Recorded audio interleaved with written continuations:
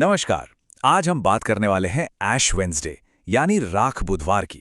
देखिए, ये सिर्फ एक दिन का कोई अनुष्ठान नहीं है, बल्कि ये तो लेंट नाम के एक पूरे आध्यात्मिक मौसम का दरवाजा है। एक ऐसा मौसम जो आत्मचिंतन और कह सकते हैं एक बदलाव की ओर ले जाता है। तो चलिए इस पूरी यात्रा को ना थोड़ा करीब से समझते हैं। हे मानव, तुम मिट्टी से बने हो और फिर मिट्टी में मिल जाओगे। कितना गहरा और कितना पुराना वाक्य है ना? असल में यही तो राख बुधवार का केंद्र है, उसका सार है। ये हमें याद दिलाता है कि ये जो जीवन है ये कितना क्षणभंगुर है और हमें विनम्रता से जीने की प्रेरणा देता है। यही वाक्य आने वाले दिनों के लिए एक आप कह सकते हैं एक गंभीर लेकिन बहुत जरूरी माहौल तैयार करता है। तो सबसे पहले बात करते हैं राख के निशान की। आखिर ये इस दिन का सबसे बड़ा प्रतीक जो है वो माथे पर लगा हुआ राख का निशान। उसका मतलब क्या है, वो आता कहां से है, चलिए जानते हैं। तो ऐश वेंसडे ये लेंट नाम के एक खास मौसम का पहला दिन है। ये मौसम पूरे 40 दिन चलता है और इसका मकसद है ईस्टर की तैयारी करना। ये एक तरह से आध्यात्मिक नवीनीकरण का समय है, जब लोग प्रार्थना, उपवास और दान के जरिए ईश्वर के और करीब आने की कोशिश करते हैं। अच्छा, एक बहुत दिलचस्प बात है। कभी सोचा है कि ये राख आखिर आती कहां से है? असल में ये पिछले साल के पाम संडे के जश्न में जो खजूर की डालियां इस्तेमाल होती है ना, उन्हीं को जलाकर बनाई जाती है। मतलब एक साल का जश्न अगले साल के पश्चाताप की शुरुआत से कैसे जुड़ जाता है, ये वाकई में कमाल का कनेक्शन है। तो जब माथे पर यह राख लगाई जाती है तो पादरी दो में से एक बात कहते हैं। पहली, याद रखो कि तुम धूल हो और धूल में ही लौट जाओगे। ये हमें हमारी नश्वरता, हमारी मोर्टेलिटी की याद दिलाता है। और दूसरा, पछतावा करो और सुसमाचार में विश्वास करो। ये एक तरह का बुलावा है अपने दिल को बदलने का, अपने विश्वास को और मजबूत करने का। लेकिन देखिए, मकसद दोनों का एक ही है, आत्मचिंतन। अब बात करते हैं इस 40 दिन की यात्रा की, क्योंकि ये जो राख का निशान है ना, ये तो बस शुरुआत है। अब इस एक दिन से आगे बढ़कर उस पूरी 40 दिन की यात्रा पर फोकस करते हैं, जिसे लेंट कहते हैं। लेकिन एक सवाल मन में आता है, आखिर 40 ही क्यों? 30 क्यों नहीं? 50 क्यों नहीं? इस 40 नंबर में ऐसा क्या खास है? देखिए, ये कोई रैंडम नंबर नहीं है। ये संख्या बाइबल की कुछ सबसे बड़ी आध्यात्मिक यात्राओं और परीक्षाओं से जुड़ी है। जैसे यीशु ने 40 दिन रेगिस्तान में प्रार्थना और उपवास किया, मूसा 40 दिन तक सिनाई पर्वत पर रहे, यहाँ तक कि इसराइलियों ने भी वादा किए गए देश तक पहुंचने से पहले 40 साल रेगिस्तान में बिताए थे। तो लेंट के ये 40 दिन उन्हीं सब यात्राओं का एक प्रतीक है। अच्छा, यहाँ एक आम कन्फ्यूजन होता है। अगर कोई ऐश वेंसडे से ईस्टर तक दिन गिने तो वो 46 दिन निकलते हैं, 40 नहीं। तो ऐसा क्यों? वो इसलिए क्योंकि इन दिनों के बीच में जो संडे यानी रविवार आते हैं, उन्हें तपस्या के दिनों में नहीं गिना जाता। हर रविवार को एक छोटा ईस्टर, एक जश्न का दिन माना जाता है। तो जब उन 6 रविवारों को हटा दिया जाता है तो बचते हैं पूरे 40 दिन। तो अब आते हैं त्याग के 3 स्तंभ पर।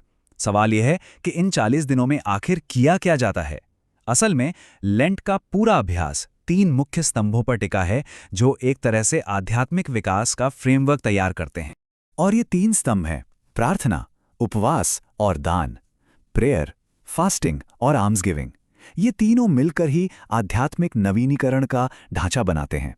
प्रार्थना से ईश्वर के साथ रिश्ता मजबूत होता है, उपवास से आत्मा अनुशासन आता है, और दान दूसरों की सेवा करने का एक बहुत ही ठोस तरीका है। अब उपवास यानी फास्टिंग और परहेज यानी एब्स्टिनेंस, इन दोनों में क्या फर्क है, ये समझना बड़ा जरूरी है। देखिए, फास्टिंग जो है वो 18 से 59 साल के लोगों के लिए ऐश वेंसडे और गुड फ्राइडे पर जरूरी है। इसका मतलब है दिन में एक बार पूरा भोजन करना और 2 छोटे भोजन जो मिलकर एक पूरे भोजन के बराबर ना हो। और एब्स्टिनेंस यानी परहेज, ये 14 साल और उससे ज्यादा उम्र के सभी लोगों के लिए ऐश वेंसडे और लेंट के हर शुक्रवार को होता है। इसमें मांस खाने से परहेज किया जाता है। लेकिन उपवास का मतलब सिर्फ खाने पीने की चीजें छोड़ना नहीं है। इसका असली मतलब बहुत गहरा है।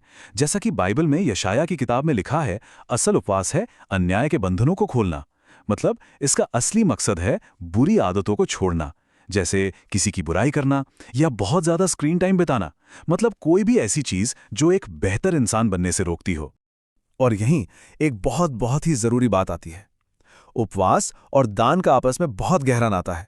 मतलब उपवास करके जो पैसा या जो भी संसाधन बचते हैं, उसका इस्तेमाल गरीबों और जरूरतमंदों की मदद के लिए किया जाना चाहिए। अगर ऐसा नहीं होता तो ये त्याग सिर्फ एक डाइटिंग प्लान बनकर रह जाता है, इससे ज़्यादा कुछ नहीं। अब जरा कुछ अलग अलग दृष्टिकोण पर भी नजर डालते हैं। देखिए, हर पुरानी परंपरा की तरह इस पर भी लोगों के अलग अलग विचार हैं। तो चलिए कुछ अलग नजरियों को भी समझते हैं, जिससे हमें इसकी और गहरी समझ मिले। तो सबसे पहला और सीधा सवाल, क्या ऐश वेडनेसडे का जिक्र बाइबल में है? इसका सीधा सा जवाब है नहीं।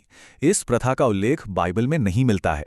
ये असल में एक परंपरा है जो कैथोलिक चर्च में रोम में लगभग 500 से 600 ईस्वी के आसपास शुरू हुई थी। अच्छा, एक और नजरिया ये भी है कि लेंट को सिर्फ शोक या मातम का समय नहीं मानना चाहिए।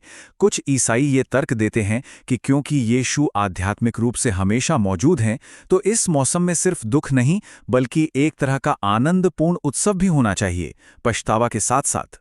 तो अब आते हैं सबसे जरूरी सवाल पर, बदलाव का असली लक्ष्य। आखिर इन सारे अनुष्ठानों, इस त्याग और प्रार्थनाओं का अंतिम लक्ष्य क्या है?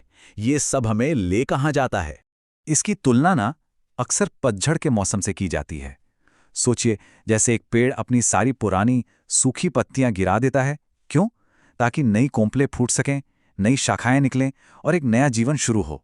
बिल्कुल उसी तरह लेंट का समय है अपनी बुरी आदतों और पापों को छोड़कर एक नया आध्यात्मिक जीवन शुरू करने का। मतलब इस पूरी यात्रा का असली मकसद है एक गहरा भीतरी बदलाव। जैसा कि बाइबल की यहेजकेल किताब में वादा किया गया है, मैं तुम्हें एक नया हृदय दूंगा और तुम्हारे भीतर एक नई आत्मा डालूंगा। तो ये सिर्फ बाहरी दिखावा नहीं है, ये अंदर से बदलने का एक मौका है। तो आखिर में ये एक सवाल हम सबके सामने आकर खड़ा हो जाता है, क्या ये सब सिर्फ एक सदियों पुरानी परंपरा है जिसे बस निभाया जा रहा है, या फिर यह वाकई में हर साल खुद को बेहतर बनाने, अपनी कमियों को दूर करने और एक नई शुरुआत करने का एक शक्तिशाली अवसर है? शायद इसका जवाब हर किसी को अपने अंदर ही खोजना होगा।